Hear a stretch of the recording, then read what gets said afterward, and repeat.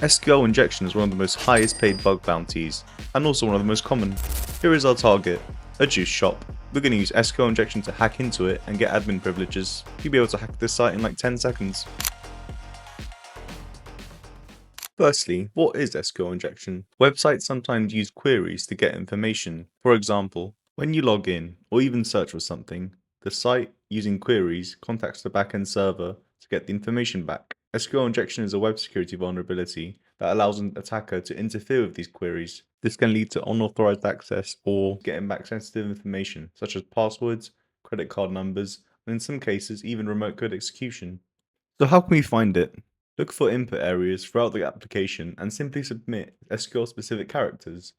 Then look for how the server responds. For example, one character that causes issues is quotations. In some queries, they tend to use strings, which are usually in quotations, so by inputting another one, you end up breaking it, which triggers a syntax error. Okay, we found the vulnerability, but how do we exploit it? Since we know we can alter the SQL query, we can now perform our own queries to perform the malicious actions. One popular case is putting 2 dashes next to a username to bypass authentication, as the 2 dashes are comments in most SQL, so the rest of the query just gets ignored. However, we can do whatever we like with the query, like extract all the usernames and passwords. Now that we have a basic understanding, let's hack the juice shop.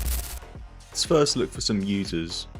In the review section, we seem to find a Stan user. Let's copy his email address, and then let's head over to the login page to try and exploit his account.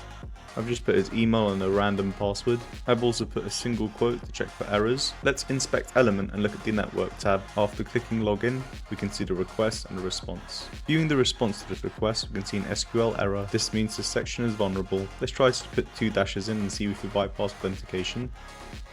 We have successfully hacked into Stan's account. We can use these same methods to hack into the admin account.